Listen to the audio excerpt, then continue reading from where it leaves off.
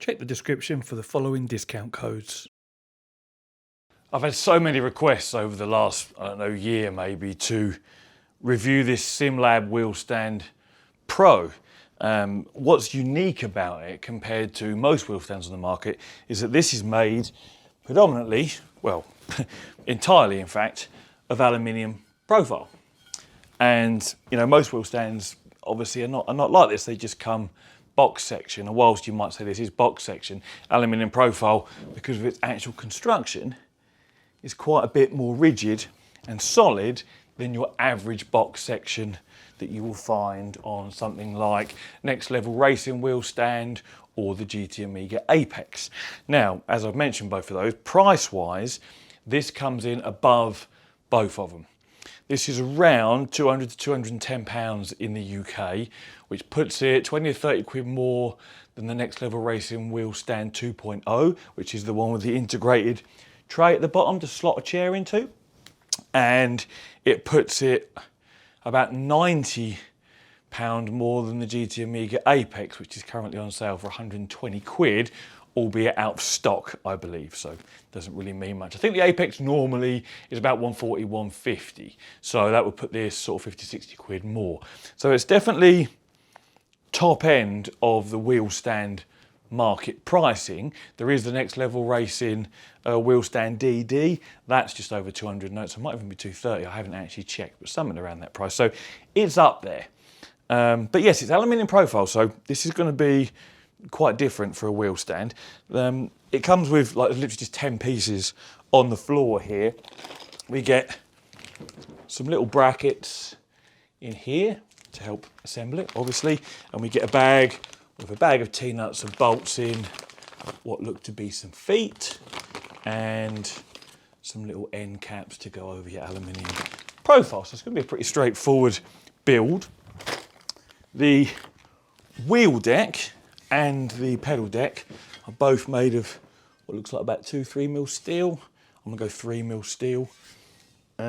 We've got like a 90-degree bend here, which adds rigidity for flex this way. It would have been nice to see that welded at the sides there and there, just for a bit of extra strength. But you know, it's a thick plate and it's a wheel stand, so your typical wheel stand user is going to be putting things like maybe the CSL DD on this, you know, as sort of the strongest wheelbase you might find someone using. Typically, if you've got a powerful direct drive wheelbase, you're probably not running a wheel stand. It doesn't matter how rigid you make the wheel stand, because it's not attached to your seat and hasn't got your weight on it, it will always be able to move, you know, left to right if you have a torquey enough wheel. So in reality, the lack of weld is going to be a non-issue, isn't it? But it's just, you know, just something I noticed. The pedal tray or pedal deck, again, this is big and hefty and made of the same thickness steel, pre-drilled and slotted for all your usual pedal types. Again, there's no extra reinforcement kind of, you know, up and down or across the middle, and there's no weld on the corners of these either. But again, it's a wheel stand, probably not going to be using pedals that would require that much reinforcement. And you know, don't get me wrong, this is hefty in my hands. It feels solid, so I don't think it's going to be an issue. What is an issue, actually, is my one has arrived with quite a bit of what I'm going to say is damage, really, to the underside of this. And this isn't one that was sent out to me for free, you know, because I'm a YouTuber, and so maybe they sent me one with some marks on. I bought this retail, just like any of you guys would, because so many people have been asking me about it. So I'm just an ordinary customer, and what we've got, I don't know whether you, that's my magnetic mic mount just pinging to the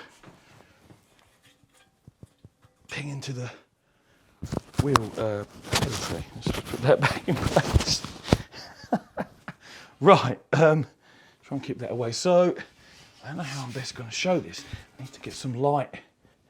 You can just see here, a sort of scratches or grinding marks or something. and there's more.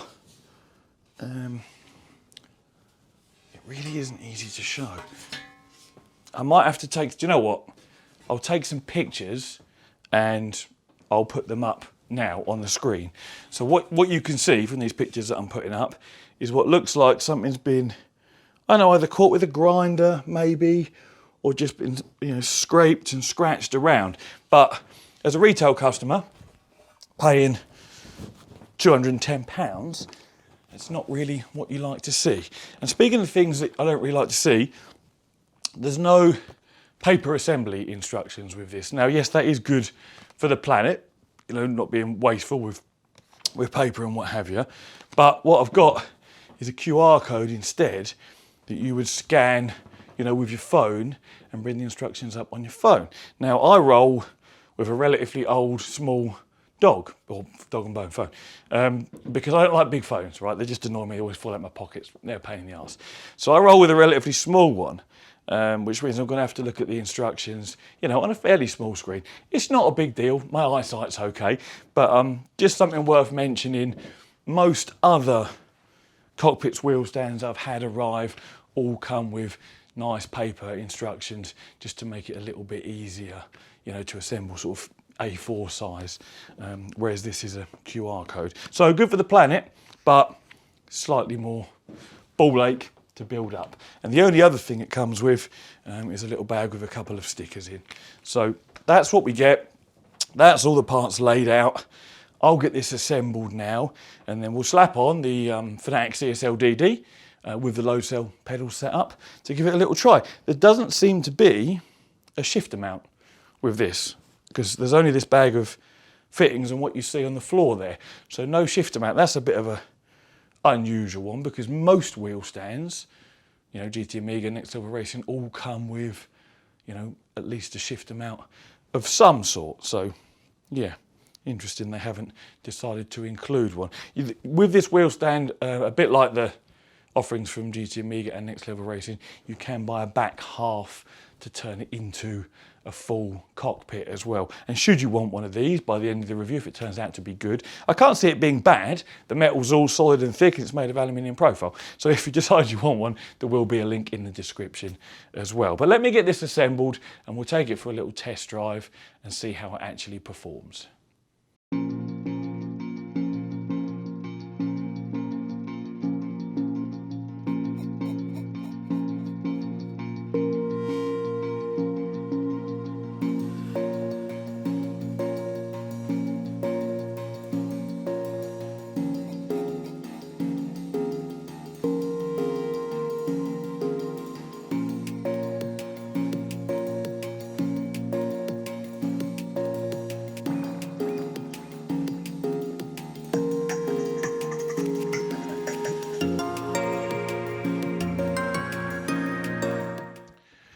Well, that was the biggest ball ache I've ever had assembling a wheel stand.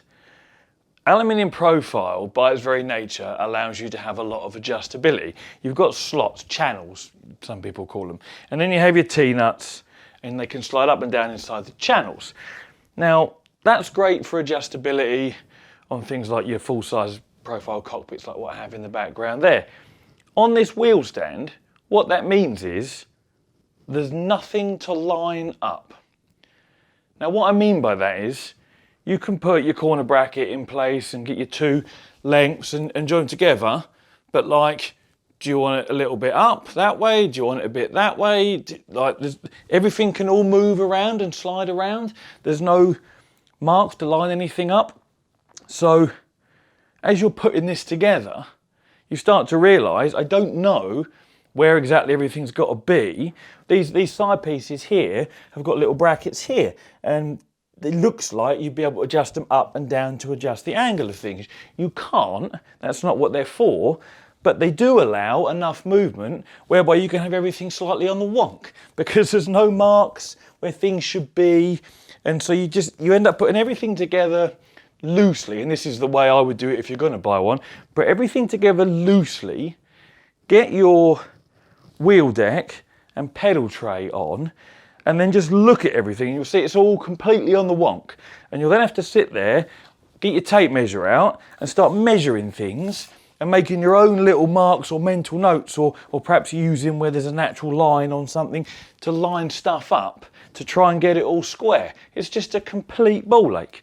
The instructions, the PDF that you get down on your phone, has no written instructions with it. It's just pictures and then a list of parts at the bottom. None of the parts, the lengths, the screws, the brackets are labelled. You know, a lot of cockpits you assemble and wheel stands will have little stickers on saying A1, A2, A3, B2, B4, B5. You know, and the instructions will say grab A1 and B2 and join them together. There's none of that. There's just like a list of parts at the bottom that are all lettered and numbered, and it references them with the pictures. So you have to keep going, right, I need A2, B2, B3, and then going to the list at the bottom and going, right, that's B2, what is a B2? Right, that's the length of aluminium profile, that size, that size. Get your measure out, go and find which length. It's all just ball ache, it really is. So part of this process, you put two lengths, one at the bottom here and one at the bottom at the back, and then what your feet go onto. They have a smooth side. So out of the four faces, a bit like there's a smooth side here in fact, one side is smooth. It doesn't tell you that that smooth side needs to point in any particular direction, but it does, because if you accidentally leave it pointing at the downward angle, there's nothing to then screw your feet to. So I ended up fitting this together and then realising I can't screw my feet on because I've got the smooth side angled toward the floor. Again, no text in the instructions to tell you with this, just one picture of those two lengths in place, telling you what nuts and bolts to use, referencing that list again. And you can see one smooth face in the picture for the one at the front of the wheel stand, but you can't see the smooth face on the one at the back of the wheel stand. And without the text saying make sure you don't have that pointing down, unless you already know, how do you know? And talking about the rubber feet, they're literally rubber feet with a 6mm hole drilled in them, and you put an M6 bolt through into an M6 T-nut. Now, there's no metal insert in those rubber feet, so you can just keep doing up your M6 bolt, unless you know, like me, you know not to, and just pull it all the way through the rubber foot, and then rubber foot would just fall off. There's no metal inserts in the rubber feet. There's not even any washers to put under the head of the M6 bolt, just to spread the load a little bit more over the rubber feet. Now obviously common sense came into play when I see this, and I just nipped them up enough to hold them in place. But it's not a good design. It's not a good way to fix rubber feet to a metal, construction. So that was a bit annoying. So everything's wonky, everything's all still loose. Got the feet on eventually after moving the two bottom pieces round, so the flat faces are actually pointing, one's pointing up to the back and one's pointing up to the front, and you'll see this when I do a walk around with the camera in a minute. So get it all kind of like, right, so I start straightening things up, measuring things up. I think it's mostly straight. Actually, no, looking at it now, I can see my wheel deck leading edge here is not in line with the straight edges of the pedal plate. It's actually on the wonk a little bit. Now, is that because these two upright pieces are slightly wonky? Because they can be. If I slacken these nuts here, I can just move them around a couple of inches. There's no obvious place for them to be. You've got to do it all sort of by sight, that's just ball achy. I mean, yes, you can do it. It's just it took me far longer, and I still haven't got it quite right. So, yeah, not the best. And then speaking of T-nuts, they've used some really cheap T-nuts. They're the ones with ball springs in. Hopefully the camera will focus if I get my face out of the shot. Yeah, ball springs in. Probably 3 of them, the balls won't compress in, and this is one of them, which means you can't get it in your profile. And then I had at least another 2 like this, where the ball is already squashed in and won't come out. Now what that means is, the one with the ball that's stuck out, I can't get into the profile because it's too pronounced, so that was no good.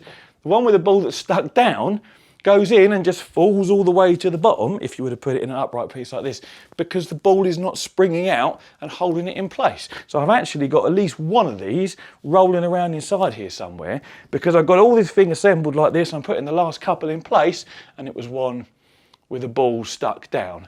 So I'm like, I'm not taking it all apart just to get one out. I just can't be bothered. Thankfully, there was at least a couple of spares. But it's just all ball ache that you shouldn't have, especially at 210 quid or whatever this exactly is, and obviously different in your country. It is one of the more expensive wheel stands. It definitely needs better instructions, preferably printed. They need to use better quality T-nuts, ones that aren't either stuck down ball springs or stuck out ball springs so you can't actually use them.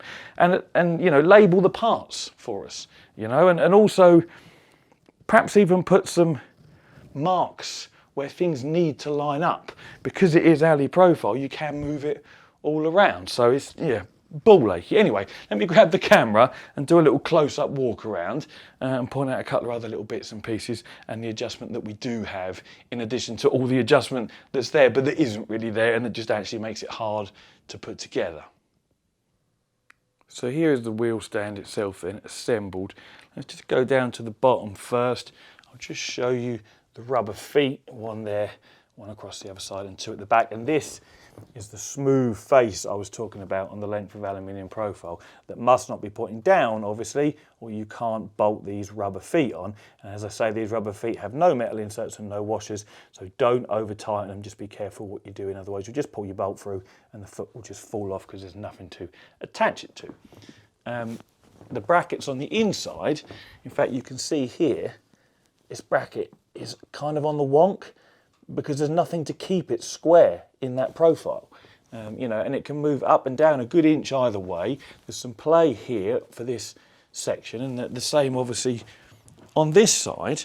And that just means these two upright pieces here can be ever so slightly adrift from one another, meaning your plate's going to be adrift, meaning everything else is going to be adrift. And this is the issue with a whole lot. Even with these corner brackets here, when I was fitting this piece to this piece, it's like, do I need it up a little bit, down a little bit? In the picture in the manual, these were actually raised up a touch. So I was like, well, how far do I go up? You know, there's no measurements, there's no marks. It just didn't make it in any way easy. As we come, this is obviously your pedal tray. This adjusts up and down by undoing bolts under here, and then it slides up and down in there, and it also slides in this channel here backwards and forwards. So you've got some reasonable adjustment for that.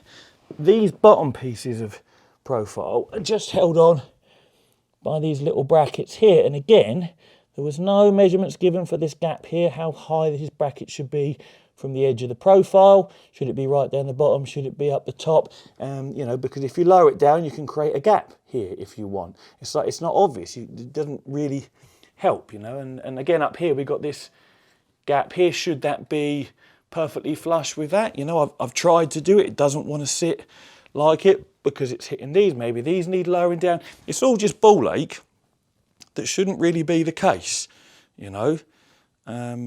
And like I say, I've tried to get this flush with that, and it doesn't want to do it because this bracket here is obviously at a fixed angle. I can't just bend it. Well, I could bend it, I suppose, but I shouldn't really have to bend it. Do you know what I mean? This angle, even if I was to lower this piece down, it's not going to change the angle of that. That is a fixed bracket, and there's obviously another one there. So it's all just a little bit, I don't know, it's all just a little bit ball achy, to be honest. As I said earlier, the wheel deck adjustment can tilt like this. Now there's no like preset positions, it's just slotted. So as with other wheel decks like this, if you give too much grief on your steering wheel, there is a chance you'll move this whilst you're using it, and it is only, you know, one bolt there and one bolt there that secures that. So I don't know. So far, I'm just a bit peed off with how much ball ache it was to put it together. I mean, it feels solid now it's assembled, but it's more ball ache than it should be. Anyway, let's get the CSL DD on here and the pedals, and we'll give it a little try out in use and see what it's actually like to play with. A couple of other things to mention. This all went on without any problems at all. But just to point out, actually, this wheel deck is as high as it will go, and I haven't got like an unusually high chair or anything here. It's just a normal height, you know, desk chair sort of thing. So you may, and to be honest, it's probably still a tiny bit low for me, but you know, it's going to be personal preference. But that is as high as it will go there. You can put it lower if you've got a lower chair, obviously that's no problem. The pedal tray I've got essentially, it's almost flat, it's tilted towards me ever so slightly. And this is definitely the most solid pedal tray of any wheel stand I've used, bar the Next Level Racing wheel stand DD. So the pedal tray is good. So it's a lot more solid than you would find on the Apex from GT Amiga, for example. But what I am seeing is quite a bit of flex. I don't know if you'll see it on camera, but it's quite a bit of flex in this wheel deck here. More than I expected to see, to be honest. Now I'm applying like 2 fingers top and bottom, and it's moving a fair bit, and it is actually this that's flexing rather than like the whole wheel stand itself. Now left to right, we're pretty solid, you know, no complaints there. The movement you're seeing is it's sinking into the carpet left to right. So left to right's good. There is a bit more up and down than I would like to have seen, but it is what it is. As I say, pedal tray, rock hard, that's fine. And I think it's going to be perfectly fine to use, you know, in all honesty. Now I've got it all together and gone through all the ball ache of assembly. Oh, talking about assembly, when I mentioned the QR code you had to scan to get your PDF assembly instructions, it doesn't take you straight to the PDF for this SimLab Wheelstand Pro. It just takes you to their list of downloads. Then you need to scroll down and find this. Then you need to click on through that, and then you need to scroll down again and click on download. So it would be nice if they'd gone to the trouble of making a QR code link to take you straight to the PDF you need. So it is a PDF, it downloads to your phone. You don't view it in a browser, or at least my phone didn't. But that would be nice if they actually linked straight to it, you know, just to save a few more steps on what's already an already ball achy assembly. Anyway, let's just have a little blast in this. Now I've got no, because there's no shifter mount, I've got no shifter I can use, and I don't have paddles on this steering wheel either, as you can see. So I'm having to drive automatic. But more importantly, we're just going to test how rigid this wheel stand is.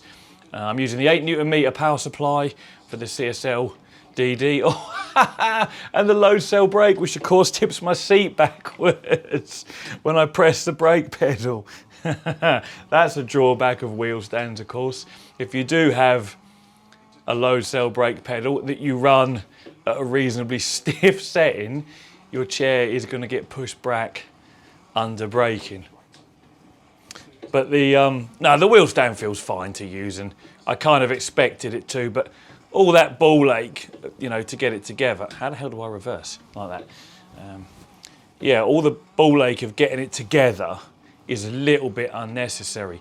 And I'm not really seeing the advantage of it being aluminium profile. You know, normally that comes with adjustability and customization. So you could bolt things to this reasonably easily, although of course nothing is pointing in straight lines, so nothing's like pointing straight up or straight along like you would have on a cockpit like that.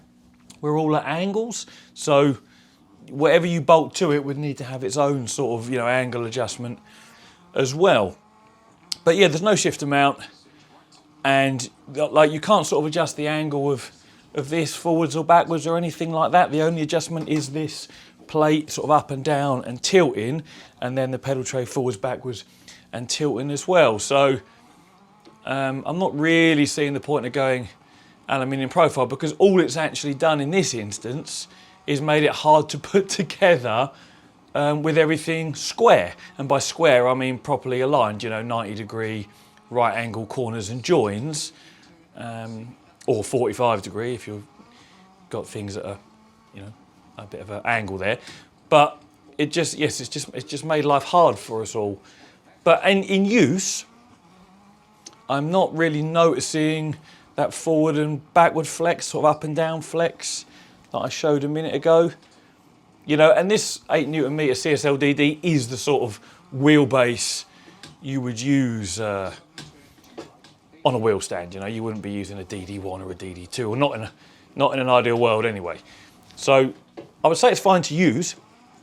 I'm not feeling like I'm wobbling around or anything like that. And you can probably see on camera there whether it looks like it's wobbling around a lot or not. I don't think it does. It feels pretty good. It's also incredibly hard playing dirt rally with no gears, no handbrake, and not being able to press the brake pedal very hard because my seat will tip back. A very strange experience. So that's interesting. But yeah, if you're looking at wheel stands, which you probably are, that's why you're watching this review, just consider that if you've got low cell pedals. If you've got low cell pedals, you're either going to have to short calibrate them so that you don't have to press them very hard, or you'd be better off buying yourself a full cockpit so that this doesn't happen. You know, even with the Next Level Racing Wheel Stand 2.0 that has that little tray to put your chair in, it stops it sliding back if you had wheels on your chair, but it doesn't stop it tipping back like this. But yes, this SimLab Wheel Stand Pro, it's a good solid wheel stand. There's no problems with its rigidity, you know, flex or anything like that. But I didn't have the best experience. Damage to my pedal tray on the underneath where you can't see it, admittedly, but still shouldn't really be there. Cheap T-nuts that have got the ball springs either stuck in or stuck out, preventing me from using them as they're supposed to be, and resulting in one still being loose laying around in one of my channels there. Using aluminium profile, I think, is a poor choice for a wheel stand because nothing really joins at proper right angles where you can have a collection of corner brackets that keep everything square. It's all angled, and that's why you've got, you know, custom brackets here and down the sides there with angles on, but they allow things to move around and slide and not sit exactly where you want them to be to make sure this is all square. I still can't guarantee that my experience here is perfectly level and square. You know, I haven't got out a spirit level to check, or you know, or a set square, I think it's called, to check my angles, but I'm pretty confident it probably isn't. Now with other wheel stands, Next Level Racing, GT Amiga, everything bolts into place and can only go into its place because it's designed to join together. This is literally like this could just be one 4 metre length of aluminium profile that's just been chopped into, what, 8 small pieces and then joined by a couple of custom brackets and some corner brackets. So I don't think aluminium profile is a good idea for wheel stands.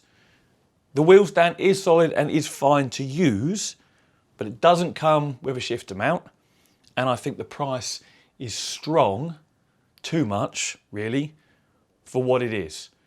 The Next Level Racing Wheel Stand 2.0 is cheaper. The DD version is about the same, maybe 20 quid more, I can't quite remember now.